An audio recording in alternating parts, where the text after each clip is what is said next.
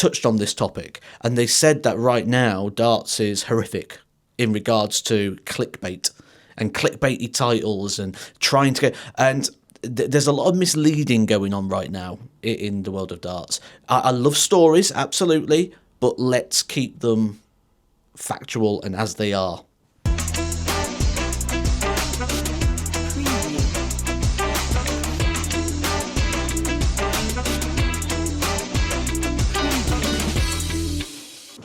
Welcome back to Online Darts, everyone. We are here in Daventry, and we've finally caught up with the one, the only, Mr. Matthew Edgar. Matt, diaries are finally aligned. How's tricks? We've been trying to do this for a while, haven't we? I think the last time we did this was about July. Yeah, or down in August of last Portsmouth. year. Yes, it wasn't long after the match play. Yeah. And we've been trying to do it ever since. We've been talking about this for weeks, and we pulled it off. It's great. Yeah, it's been busy. It's been busy. Start of this year has been crazy. The coaching's gone through the roof. You know, that's something at the moment that a lot of people are starting to invest in now in their own game. Not just beginners that are coming into the sport, but I'm dealing with professional players and all the way through. So that's gone bonkers at the moment. So you may not see me as much at the moment out there doing the punch shot. I'm still working very in line with the PDC, doing a lot of the Pro Tours coming up. I've done the Women's Series, but I've just narrowed the other bits down a little bit just so I can try and... The backlog is mad. I'm still fully booked for a few months, and that's working hard at it. So trying to catch up, but yeah, it's great. But the darting world is just an absolute minefield at the moment. I'm going to go straight in. One of your little side projects caught the headlines over the weekend. Your I'm guessing Roundup, I'll call it, with OLB BG, caught the headlines through a throwaway comment that then exploded. What was your thoughts on the whole thing over the weekend? I watched it all. I watched it all unfold because everything you can analyse, you can learn from positives and from negatives. And I thought, I'll see how this goes. One thing I'll say straight away I didn't like is how personal it got towards Charlie Murphy. There was a lot of personal derogatory comments thrown his way for what was essentially an opinion that he had at the time. He said that he didn't believe Luke Humphries was the world number 2. Now, it's okay to believe that. Not everyone's going to think he's the world number 2. He might think he's still the world number 1, and he'd have a valid argument for why he would think that, and he could put that forward. But that's the point. You need those things to back up that argument. And could Charlie have found ways to back up his argument? Yeah, he could have. You know, I see people suggesting Gerwyn Price is the world number 2 right now. You're nodding. Jan van Veen is the world number 2 right now. There's loads of these arguments. So if you believe that, just back it up. Just go, I think this because of this, and then you've just opened a debate. That's all. It ended up becoming something that I was surprised it became. And I don't think it needed to fully go down the road it did. Look, this seems to be a running theme because Vincent Podcast, his lines get taken every week on a Monday or a Tuesday. Your lines seem to get taken every Monday, Tuesday. Is this a good direction the sport media is going down, or is it something that you'd like to actually concentrate on the stories of the sport, what's going on in the sport, or is this just something we've got to live with now? That's what I'd like to do. I like to try and tell stories and so. I'm a big fan of secondary content. Like, I'm a big wrestling fan. I will watch WrestleMania. I will watch Jim Cornette. I will watch Cultaholic. I will watch secondary content probably more than I watch the actual wrestling happening in the ring. Now, that's not because I don't like that happening. It's that I like the stories that go around it. I like the theories. I like the who's in the box. When we got to the Elimination Chamber, who's it going to be? So I like all that side of things, so I don't have a problem with it. What I kind of have a problem with is how sometimes it's portrayed, because we're very aware that negativity sells more than positivity. People, I mean, look at this past weekend, you know, people love that negative, get a pile on, get to jump into it. People love that side of it. And I think sometimes that's being promoted too much. I think sometimes things need to be are being promoted from a negative spin rather than what they are. And you can chop up lines and you can change lines to make them look how you want them to look. And there's an awful lot of that. I'm not saying that's what's happened this time before someone tries chopping that up and making that look like I'm saying. What I'm saying is I'm seeing it a lot where I might make a comment or make a statement and then like it's sort of worded or recontextualized, if that's even a word. Is that a word? It is now. Contextualized? Yeah, we'll go with that. And it's like, that's not what I was saying. Like, I was saying this. And I think what I liked about the situation that's just gone past, shall we say, just going back to that, even though I said it's not about that, but it is Luke Humphries said he actually went and watched the actual clip. What I will encourage people to do is, if they read a headline, before having the pile-on attitude, go watch the actual footage. Don't let somebody else tell you about somebody else's opinion. Go watch it. I don't think we're ever going to get that. So we're in this. I mean, I've watched your interview. Was it with? It might have been with Banksy or with Matt Porter, and they touched on this topic, and they said that right now darts is horrific in regards to clickbait and clickbaity titles and trying to get and. There's a lot of misleading going on right now in the world of darts. I love stories, absolutely, but let's keep them factual and as they are. Is this the byproduct of how successful darts has become, though? Because it is mainstream now, where beforehand it wasn't. That it used to get a little bit of the World Championships, where now everything is in the news. Luke Littler goes to the shop. It's an article. Going Price serves at the chip shop. It's an article. Is this the byproduct of the success of darts? I think this is a byproduct of the success of social media and monetization, realistically, because we know the game. And when Christmas comes around, the World Championships is on, we understand the numbers that produces. Now, the problem is that produces those numbers 2 months out of 12. So in the other 10 months, you have to work harder. And you have to find the stories. You have to, and ultimately, what we're seeing here is we're seeing, right, well, negativity sells, so we need to find a form of negativity where those unique stories. So, right, we need to go find all those as much as we can. So, absolutely, things like podcasts become big stories. And if you watch the podcast again, there wasn't really anything in there. I need to try and find something. And we know the thing that sells right now is, for example, Luke Littler. So, anytime you mention Luke Littler, ultimately, there's going to try and be a story around where that is, and you get that. You can see it straight away when you get the story. Ex-pro says this, or former the person says this. You know, and I tell you what, anyone who uses the word former, by the way, instantly loses credibility for me as a journalist. This is my rant of the session. I'm doing it as I work more and more in a punditry role. You've asked me one question. I'm going off into like different answers. As I work more and more in a punditry role, I'm starting to dislike some things I hear. And what I hate is when they go, former world champion. I see it as lazy. I really see it as lazy. Why can't you give them the credit of the title they earned? This is the world champion. Exactly. Or 2-time world champion, 3-time world champion, 2017 world champion. Give them the credit of the title they earn. And then what also that does, it gives the viewer an understanding of the timescale of that. Because if we're going 2024 world champion, actually he's a recent world champion. If I'm just tuning in for the first time, he is a recent world champion. If you say former, that just chucks it as in the past. That's happened before, he's won it, great, but it doesn't quite give the... And all it takes is 5 seconds to type the name in, go on Wikipedia or whatever you're going to look at and go, he won it in 2020, and just go, the 2020 world champion. I just find it idle. No, I get that, and it's really interesting where this sport is going and so on, because it's showing no signs of stopping right now. The curve is just continuing to go up and up and up. Where is this going to stop? I think at the moment we're at the peak of it. I don't see it going up again till maybe the World Championship comes around. But for us to now move this sport on to a new level, we need the players to go to that next level. We spoke about this before. It's more than just throwing good darts. We have got loads of people in the world now that can throw good darts.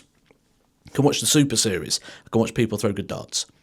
You watch the Super Series and you see people like Charlie Manby, Andreas Harrison, who then go to the World Championship and have deep runs. So I can see those players anywhere. Like there's not like a unique factor here that watching a good standard of darts now is only unique to one place. Great darts can be seen all over the place. We're seeing people in ADC vaults in a local pub hitting 9 darters. So we can see good darts. We need to see more stories.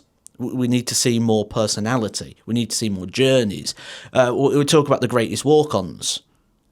I don't think there is a great walk-on right now. Let's walk on stage, throw our arms out to the side and sing along to a song that I didn't sing. If you don't have the player on the stage and you play the song, you get the same reaction. Until we change the reaction of the crowd based on what the player is doing or what the player is showing, we're never going to get to that real next level that darts could go as a global sport. And, you know, you look at going into the American market. I mean, we know Americans, they're buzzy, they're bouncy, they love it. They need a little bit more. That's why WWE is so big in America, because it's larger than life. And right now, who's larger than life? I don't know. No, I get that. Premier League.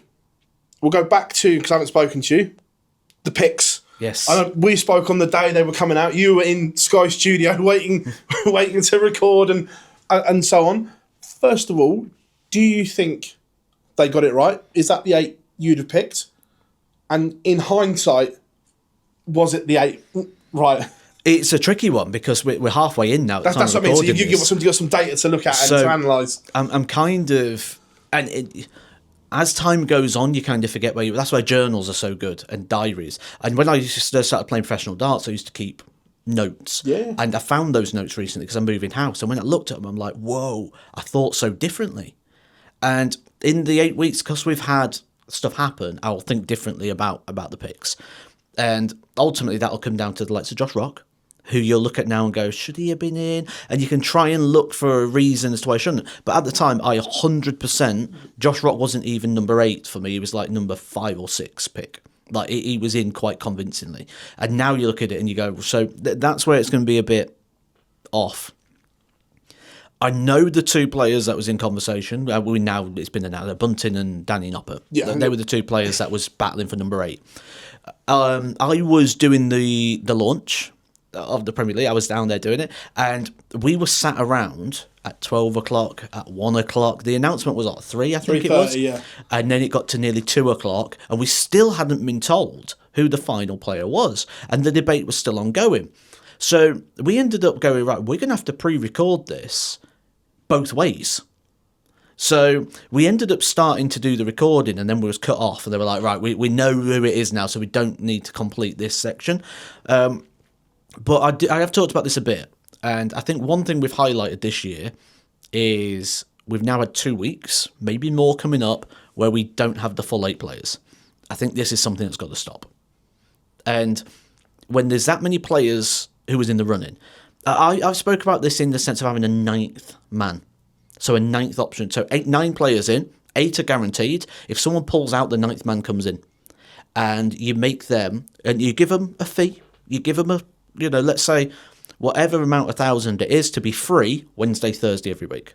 You can't book anything for Wednesday, Thursday during the Premier League. You may never get a chance to play. But you've got to be available to be called and go, we need you here, and you've got to go. So you're on standby all the time. You're on call, like emergency call. Yeah, I get that. Because Danny Noppert could have had 2 weeks so far, and he might get more. Now, he will play it exactly the same as everyone else. He's got a chance to qualify. He just doesn't have 16 chances to qualify. What a story that would be. If, because 3 people pulled out, he steps in and he actually qualifies. Like, what a journey. And then, not only that, but it gives him experience of playing in the Premier League. And I don't see a negative. I really don't see a negative. And I guarantee you there'll be someone in that top ranks who'll go, I'll keep Wednesday and Thursday free every week. Not a problem. I'll be on standby. And I think it would stop the issue of having the Premier. But going back to the question, is it the right pick? I don't think you'll ever find anyone at this point that would agree because of how it's panning out. Yeah, I agree. But what I will say is it's the most entertaining Premier League I've ever seen. I'm not going to lie. By now, I'm bored of it. By now, at this stage of the Premier League, I'm like, right, I've had enough now. I'll come back for about week 13 and see the conclusion. But because we've had multiple winners on weeks, and we've had big players who haven't even won a week yet, and we've got all this variant, like, it's actually been the most entertaining Premier League of all time for me. And because of that, surely it's the right pick, because we've actually got an entertaining story that's developing. It's not just who's going to win it. When's Josh Rock going to win his first game? Is Bunting going to silence the critic? Is Johnny Clayton going to continue doing what he's doing? Is Luke Humphries going to get himself in the top 4? When's Van Veen going to win a week because he's knocking on the door but not getting over the line? We had when's Luke Littler going to win a week and now becoming, well, showing that he can be beaten. Because if you watch the majors, you don't believe he can. So there's stories everywhere. It's great. Halfway through, who do you think makes the O2? Because we probably won't get a chance to do one of these before the O2. So right now, who's in pole position? I think both Lukes get in. I don't see Humphries missing out. I think he's too strong. He's far too strong. So I think Humphries gets in, Littler, Clayton, Price. 2 Welshmen and 2 Lukes. Yeah. I think. Well, I'm with you. That I said that we spoke about this on the live lounge. That was my 4 as well. Right, okay. So, yeah. You touched on it can't carry on. Has this version of the Premier League now had its day then? Because of, like you say there, burnout, fatigue, injury, illness is becoming more and more. Do we have to switch away? Because are the fans getting shortchanged? Because they're expecting to get X amount of games and X players and they're not. So, do you expect to change next year? I don't think that's kind of in the thought pattern.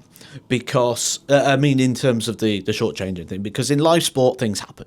You know, as we know, PDC run by Matchroom. Matchroom, traditionally the boxing. You go to a boxing fight, you get knocked out in 15 seconds. Thanks for coming.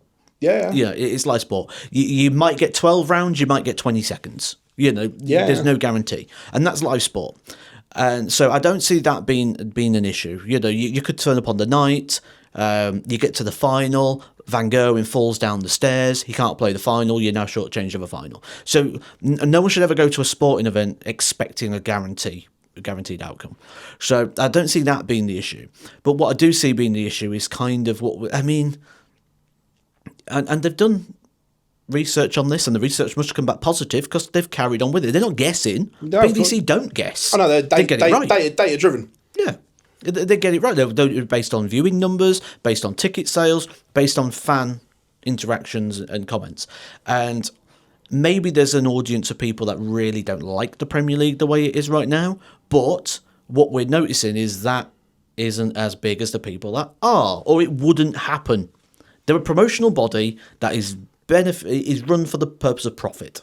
They're not here to fix world hunger or develop the sport beyond like a governing body. It's a promotion, and that's not a problem.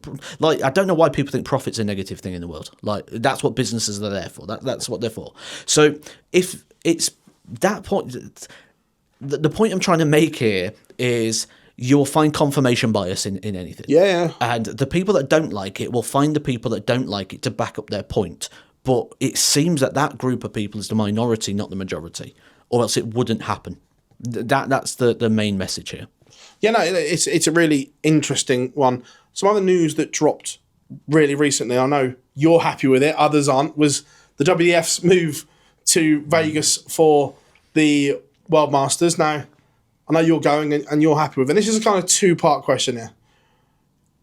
You're obviously buzzing because you're in a privileged position and can do it at the click of a fingers. However, if you were in that system scrubbing around for sponsorship, would you still think it was a good decision?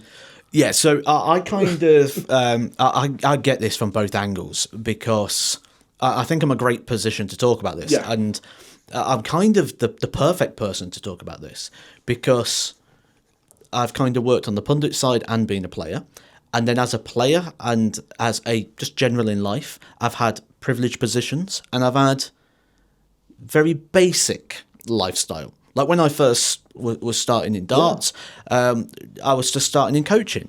And, you know, we had £30 a month. £30 a month. That's all we had after everything had gone out. And that's with 4 children. And that's for any clothes, the bills were covered. The food, we had £30 surplus income at the end of bills. So if I was in that position, I'd think it was horrific as a decision.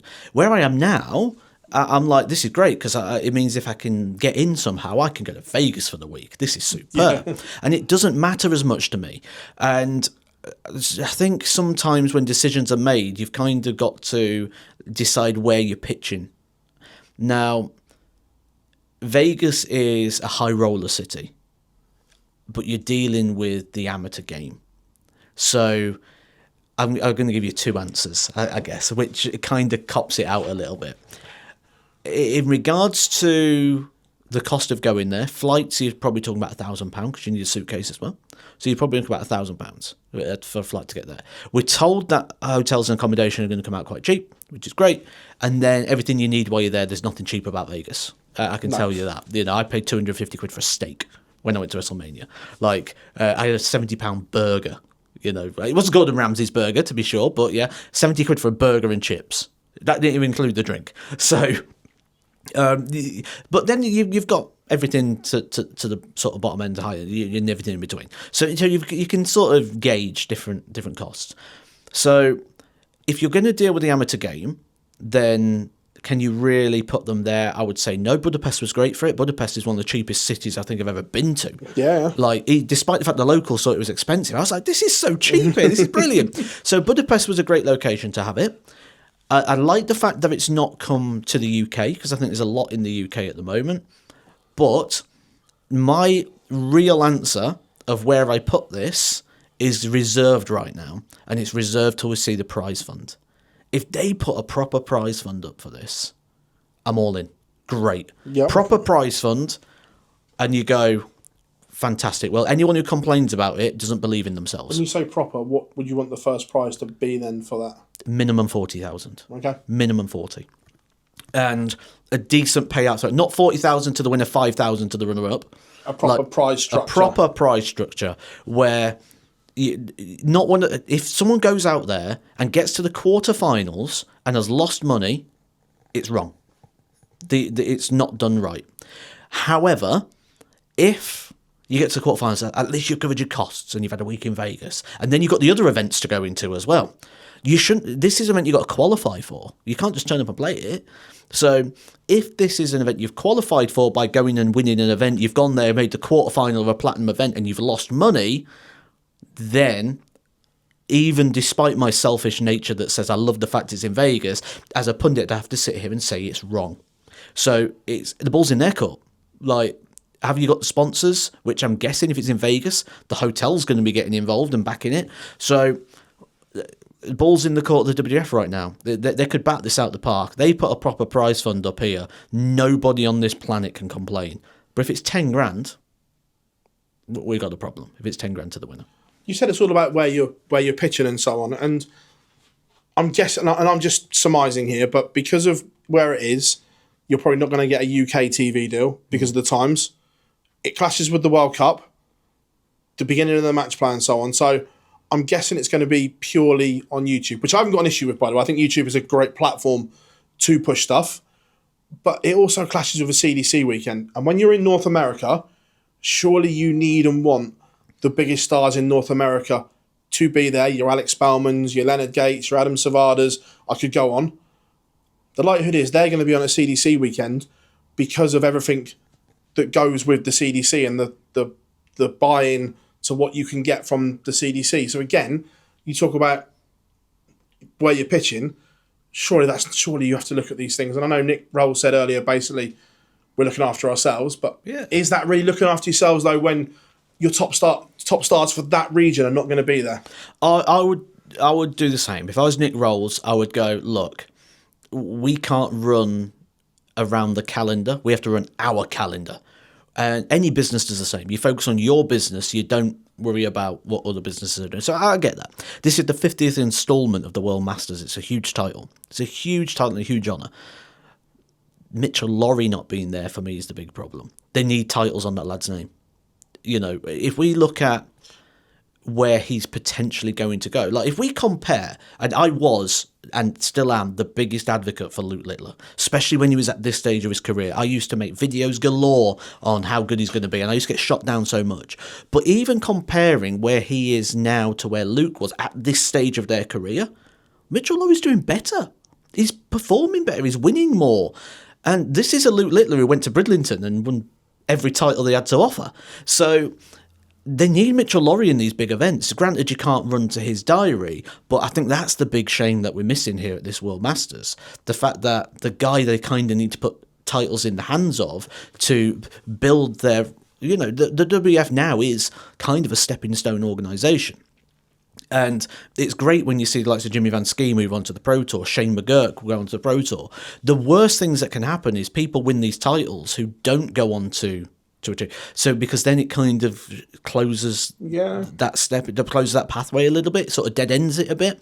So, like let's say, for example, I went and won it. That'd be the worst thing that could happen for the organisation because I barely play darts. I'll turn up again in 6 months' time and play a tournament. That's the worst thing that could happen. And, so they need these players that are committed to the development and moving forward. That's what they want and that's what they need. They need those sort of players there. Well, yeah, you touched on, obviously, Mitchell Laurie there. He was quite damning of it on social media. He didn't agree with the decision. He's like, well, I'm not going. So you've got both, as it stands, I'm not sure on Lorraine Hyde an update, but her initial thing is she's not going. So you've got both defending champions, men and women, not going to defend their titles. That's not a good look, is it? It's not.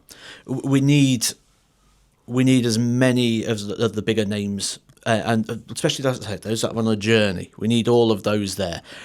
But we've also got to see that darts isn't just solely a UK sport. We're looking at making it globalised. We've got the World Championship in the UK already. It's been here all the time. I don't see a problem with the World Masters being somewhere. I think Vegas is great. I think if they gave more time to this, I think that would have... I think that's the issue, isn't it? Yeah, it's the time factor. I think the big problem here is the one that no one's really talking about. The World Championship qualifier? Yeah. How can you have a World Championship qualifier in the middle of the season? Like, you're going to have players that are probably going to qualify off the order of merit going to it anyway, just on the case they don't want to gamble. I mean, you can put that over in Vegas, not a problem. Have the World Open. Have another competition. Have the World Masters. Why the World Championship qualifier? Like, that to me makes no sense whatsoever. And no one will ever convince me it's a good idea.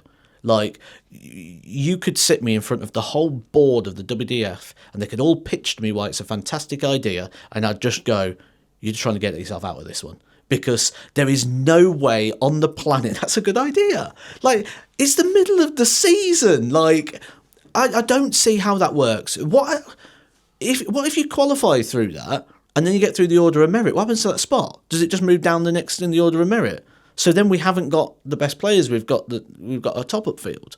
So you're already at a weakened position because you haven't got your best players on the tour. Like, I don't get it. No, like that. No, I don't think anyone is disagreeing on that part of it as well. Record number demands for tickets as well. The World Match Play this year selling out in 15 minutes. It seems this is ridiculous, isn't it? Are you going to ask the same question you asked Matt about? Oh no, to be fair, I don't want it to move, but I was intrigued. As you say, as a promotional company, yeah. If there was a number or a line that they get to where they can't ignore it. I thought it was a great answer from Matt. Like, yeah, I never want to make that decision. Because, quite frankly, there is going to be a number. Of course there is. Let's say Saudi came in and said, right, we'll give you 10 million to host the World Match Play. The World Match Play will be on. Like, there's always, or maybe not 10 million, maybe more, but there's always a number. Like, everything's got a figure. But I love the answer. Said everyone's got a price. Exactly. Everything does. There's not a, Jack Grealish at Aston Villa, lifelong fan. Man City come in with enough. I'm getting Man City. Like, because at the end of the day, we can live in a fantasy world and a dream world, but we've also got to live in the real world as well. So everything's got a number. But I love the answer where it's like, I don't want to be the person that has to make that decision. Like, yeah. Because I'd be the same. Let's say I'm a realist and I go, there's probably a hidden number that's well inflated, but if it was hit, there'd have to be conversation.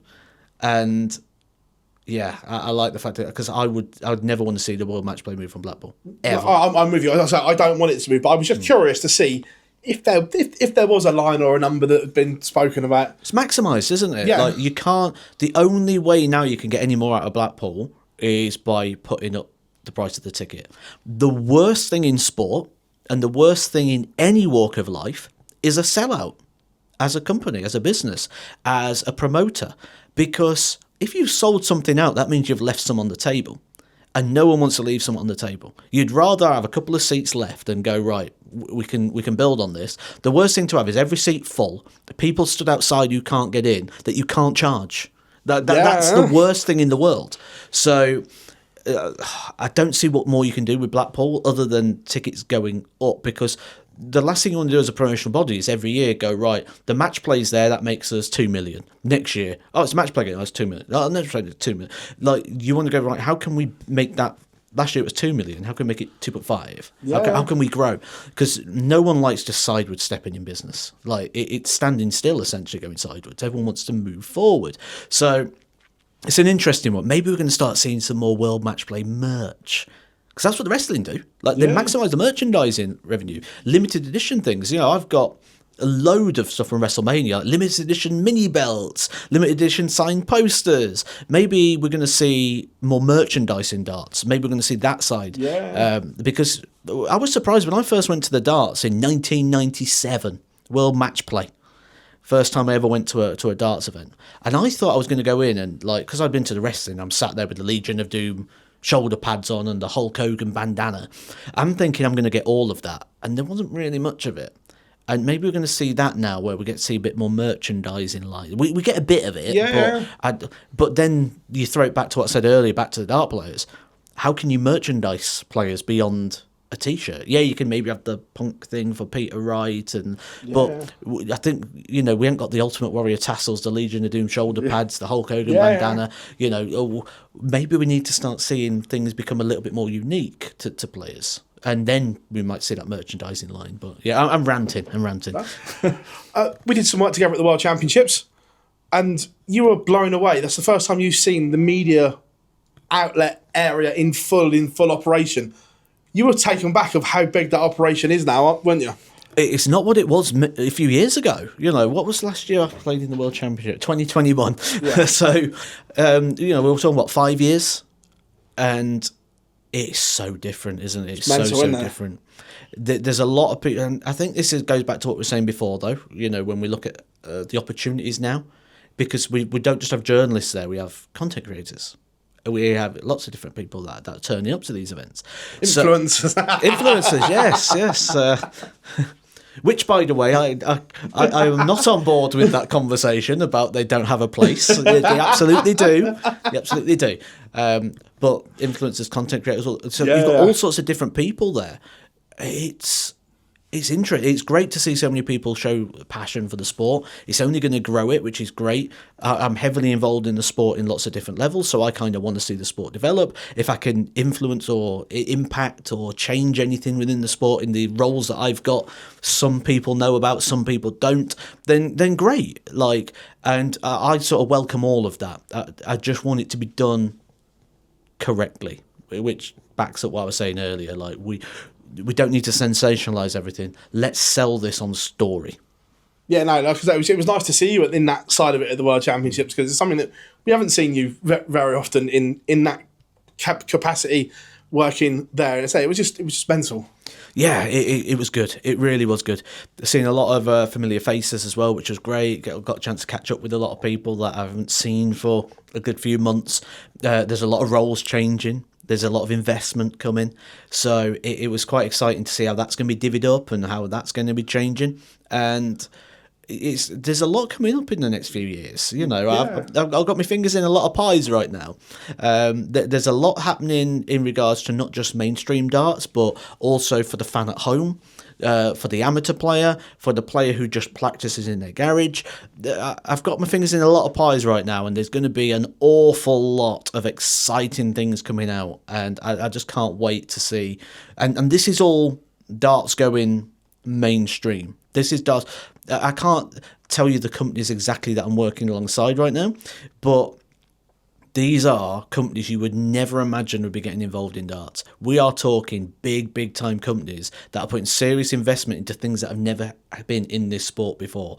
So I hate announcing an announcement, but just keep your eye on things, because over the next 12 to 18 months, the world of darts is never going to look the same.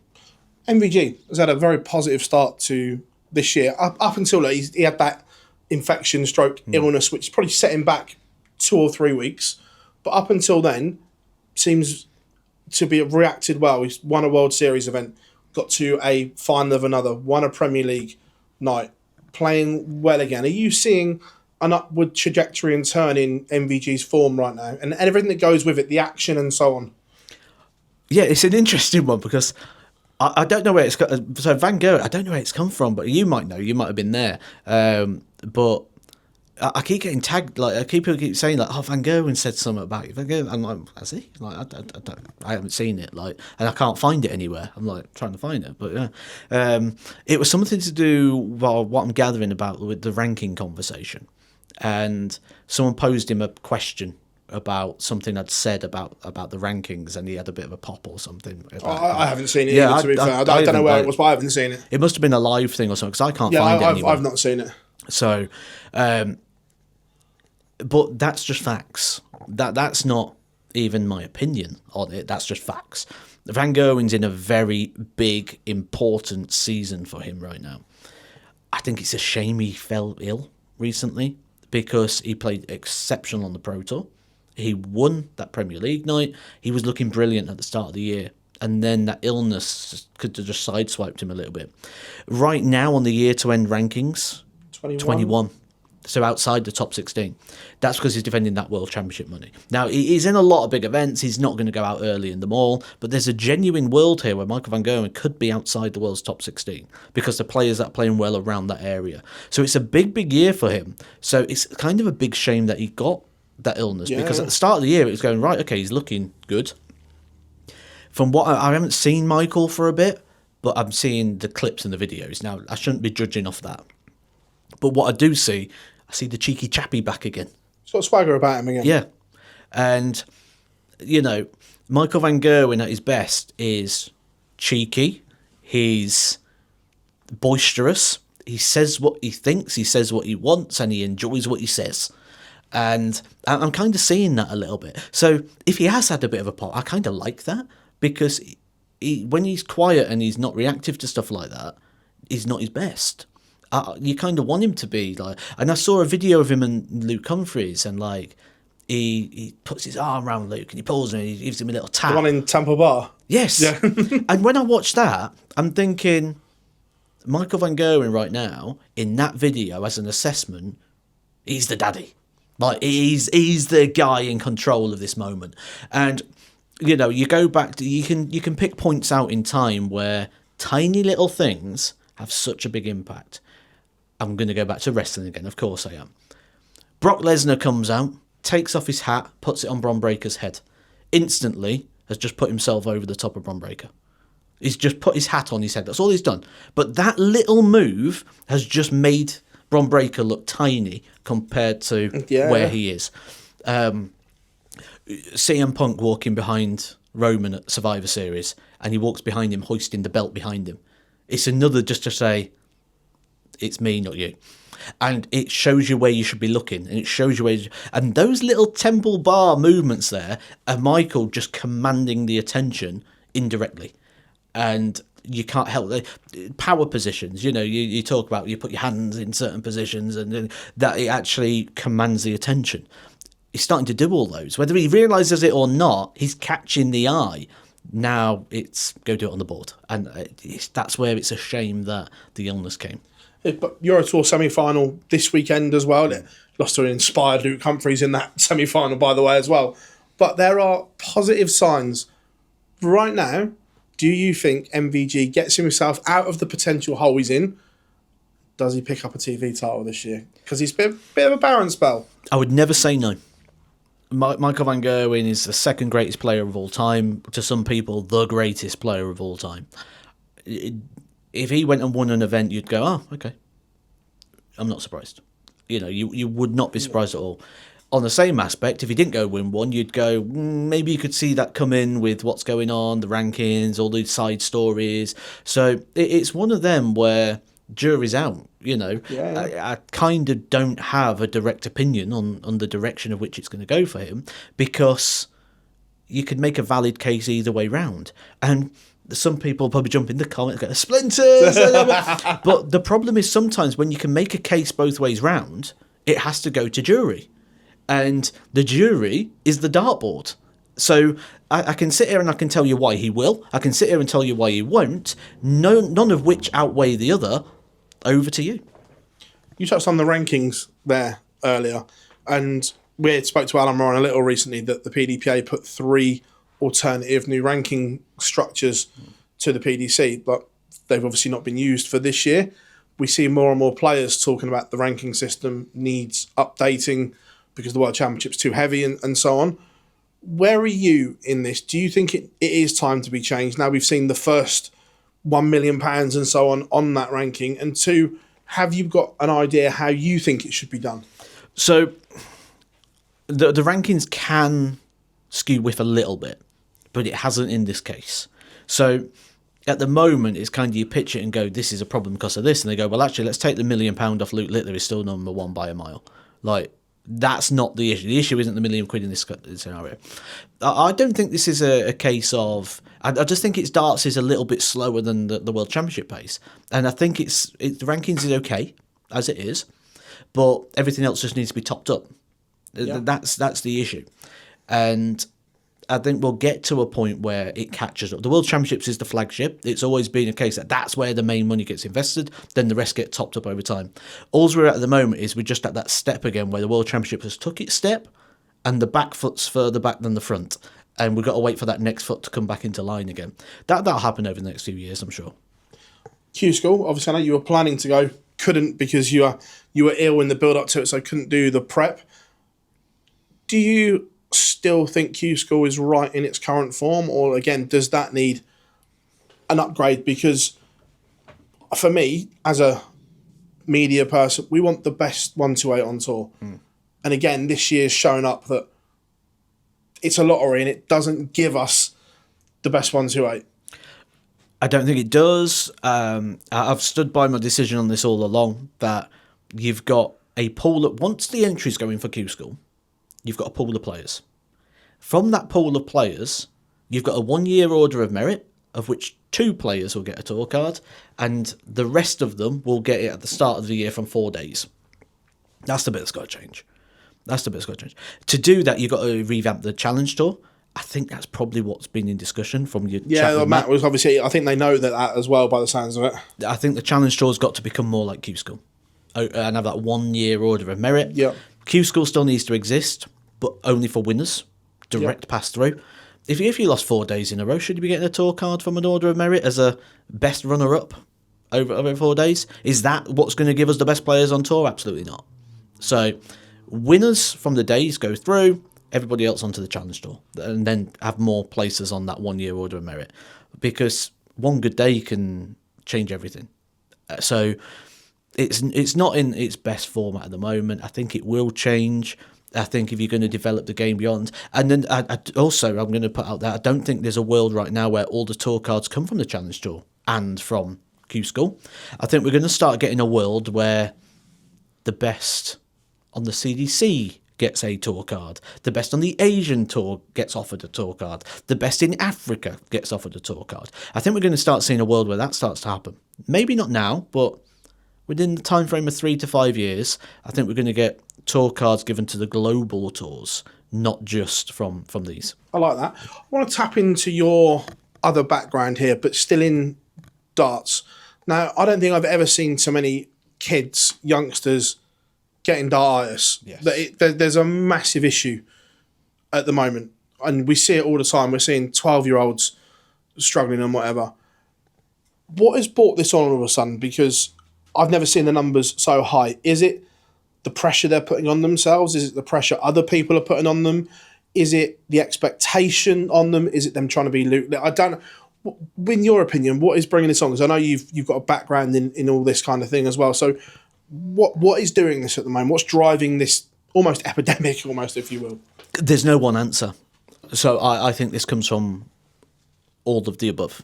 A bit of column A to Z. Like, this isn't a case of there's a problem because of this. There is a problem because of, as you mentioned, the pressure, trying to replicate what Luke is doing. Parental pressures, because the guidance isn't always... I saw it a lot with football. Like, parents almost living through the child. There's so many things. The age has dropped, essentially, because people thought, well, I've got till I'm 40 to do darts. Now it's 18. Now you get a player that does well at 20, and they're almost like, push. Oh, that's not good. That's 18. So I think there's a lot of different reasons as to why it's happening. What would I say is the most important one right now? Okay, I'll tell you what I'm going to go with. And this is... I said I don't back up the statements earlier about influencers, but on this case I will. I'm going to say some of this comes down to some terrible knowledge that is out there on the internet right now. So I'm always looking to see what's out there. And I've seen a lot of videos on YouTube, TikTok, guidance. How to throw darts, how to get to this average, how to get to that. And I'm watching it, I'm thinking, well, if you do that, you're going to start to get problems. Like, you're going to have problems with your shoulder, you're going to have problems with the radial nerve there, because you're going to be dropping onto that. You're dropping onto joint. And I'm watching these advice, and I'd love to sit there and, like, put the video up and tell people why it's terrible advice and talk through all, like, how the body works and why it doesn't. But I don't want to be that person. Like, oh, look at me, I'm Mr. Know-It-All, because that's not what I want to do. But I would say there's a lot of poor guidance. And not only that, now I'm seeing a lot of people turn to AI for coaching. And I did a video on this recently. And I asked AI to come up with a coaching plan for me to go from a beginner to a professional. Guess how many weeks it gave me a coaching plan for? 12. 6. To go from beginner to professional, right? So 6 weeks. Now, week 5, my coaching plan was to practice my walk-ons. Yes. Practice my walk-ons. I've been playing darts 5 weeks, I need to practice my walk-ons now. Right, so that's the level of information out there right now. Now, AI can't... It farms content. So it basically gathers content that's out there on the internet and collaborates it. It's basically Google, just a lazy man's version. Who has put that out there? That AI's found that and put that into the plan. Practice your walk-ons. So, and do you know what, right? So people lose credibility very, very quickly with things. To an educated fan or to somebody like myself who sort of really deeply analyses things. Now, there's a lot of videos out there at the moment. Road to 70 average, pathway to 80 average. What the hell is an 80 average? It's 19 darts. Who's training to go out in 19 darts? You might as well go out in 21. There's no difference. You need 7 visits to the board. If the video said road to 83 average, you've got my attention now, you know what you're on about. Because you're trying to get down to 6 visits. You're trying to take that next step. You're trying to go, I want more control on the match. Because if you can go out in 83 average, your opponent has to go out in 15 darts to break you. They have to average 100. So now you're playing up to professional standards. You can actually beat a pro player averaging 83. So them 3 points make a big difference. So as soon as you go road to 80 average, it's like, you've lost me. Yeah, you're just making up numbers. So if you're making up a number, your content's going to be made up because you're not working towards being a better player. You're working towards being a 19 dart man. What the hell does that mean? Who wants to go out in 19 darts? Like, you might as well average mid-70s and go out in 21. No difference. Yeah, no, I like it. But like I say, it's just a worrying time that I see so many... I've never seen so many kids, or not even kids, like just people struggling with dartitis at the moment. It's mad. Well, I've always had a TikTok channel. I've never really used it. And I'm starting to use it a lot more this year because I'm like, I actually like making short form content. I find it fun. And every time I go on live on TikTok, between 10 and 20 wouldn't be an exaggeration of people that come in and ask for tips. And then I go in other people's and they're asking for tips. And I'm watching these players play and they're not throwers. They've not been, and they're answering the question because they've asked a question. They feel they've got to provide an answer. And sometimes, like, some of the answers that you hear given, they're all over the place. And I get messages daily, private messages. I'm struggling with this. What dart should I use? How on earth am I supposed to know what darts you? I've never seen you throw a dart in my life. How do I have the opportunity? And I always respond with the same response, which is, I would never be able to give you advice blind. Any advice given blind should be ignored because it'll do more harm than good. Yeah. And that's my response all the time. If people want to book in and come for a coaching session, that's fine. I will give it the time that it needs, and I can stand it. And we're up here for a good 2 hours. I watch the dart come out the hand, I watch it fly, I watch the balance, I watch the light, I watch everything. You can't get that from watching a couple of clips or even not seeing it. My darts are always going left. Why? Could be a million reasons. But what's happening is I go, my darts are going left. Why is that? I'll try heavier darts. What? Like, my darts are going left. I'll stand to the right. What? Like, what is this advice? And I'd put down, if I had to put top of my list, it would be terrible advice. That would be the one that I'd put really, really high. You touched on something there which made me think of something that was on my list to ask you anyway. Darts costings. And by the way, this isn't... I'm not blaming manufacturers for this. Are we in danger of darts losing touch with its tag of the people's sport and so on? Everyone said darts is affordable, it's easy to get into, but the rising cost of tungsten, an alarming rate here. Are we in danger of darts being priced out of some people's sport? Yes and no. I think yes in the fact of people who buy endless amounts of darts. Like I've got loads of darts here myself. Like people who get loads and loads of darts, like they might dwindle. Like how many sets you buy. But I mean, how long does a set of darts last? You know, I've never known a set of darts not like they don't break. Like you know, they're not. You haven't got a time frame on them. You know, there's not a sell-by date on darts. So I think that's a good thing. But you mentioned tungsten price. I did some math yesterday. And I did the maths for Ryan Searle, good friend of mine, uses heavy darts. 34 gram. And I wanted to work out how many sets of Ryan's darts you could make out of a kilo, basically using no waste. Yeah. This is based on the 32 gram. So based on the 32 gram dart, you would be looking at £33.38 on raw tungsten. That's before machining, cutting, points, stems for lights, packaging, shipping, import duties, marketing, branding, postage and packaging, storage, everything that comes on top of that, the designers, all those extra fees. So just in raw tungsten, £33.38. But yet there's people out there that think darts should still be 20-30 quid. You can't even buy the raw tungsten for 30 quid now for that set of darts. So I think, you know, it's just the way the world, you know, the things, people only look at the cost of things, they don't look at how things have changed. It weren't that long ago, minimum wage was what, £7.51. It's now £12. So that's just reflecting. So, you know, Freddo used to be 10p. Was it now 35p? I think I saw a Freddo for the other day. It's crazy. So I think it's just the way of the world that actually, in context of against wages, it's probably still around the same percentage. There's probably not much difference in regards to that. But I'm really concerned for the cost of tungsten. And certainly with some of the industries, as we know, that I work within, we're going to see changes. We are going to see changes. We're going to see differentials in prices. You're not going to see a 21 gram dart be the same price as a 26, which we see right now. You know, the Matt Edgar darts are in 21, 23 and 25 grams. Nice plug, yeah. But the 21 gram costs the same as 25. That will change. Yeah. Where the 25 will cost more than the 21. So I don't think we're going to see a set of darts under £100 in the near future. I think that's inevitable, especially for new releases, especially for players' darts. Yeah, we're not going to see anything under £100. Fancy milling and machining as well. And coating, player sponsorships to pay for.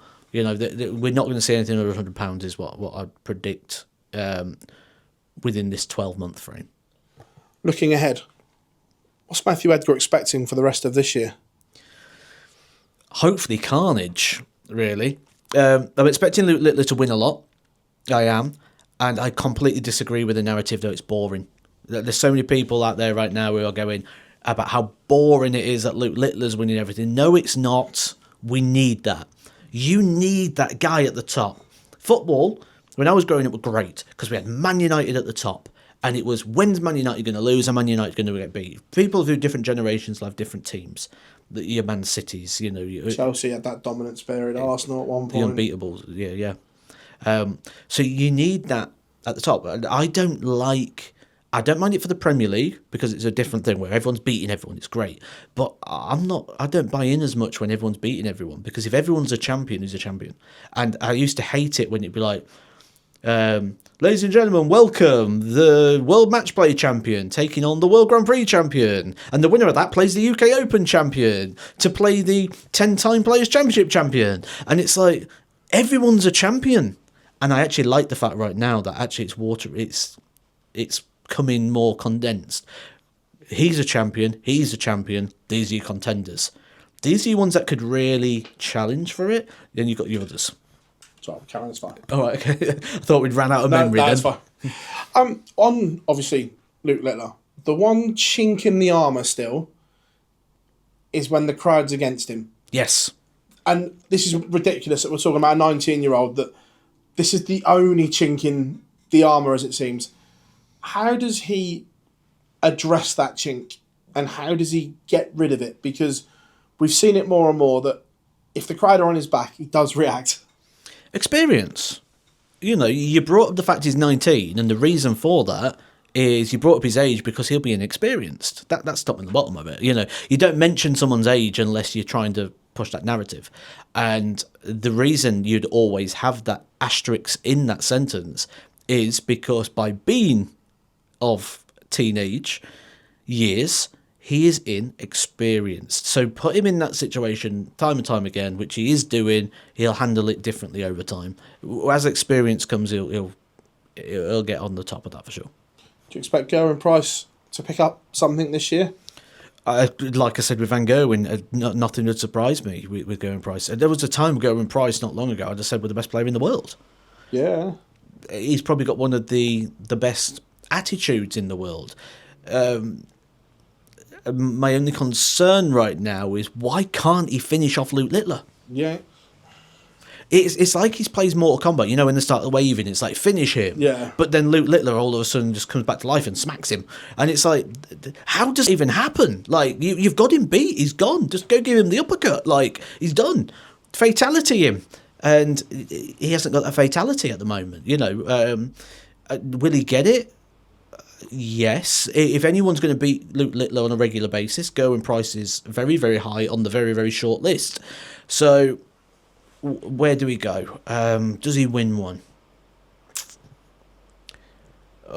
I'd be brave to say no at this point of the year because there's so many to come. So I'll say yes. Last one before we let you go. The Matthew Edgar career. We see you threaten on social media every now and then, I can still play. We see you rock up and average a ton here and there. Where is this Matthew Edgar love affair with the sport on a playing point of view?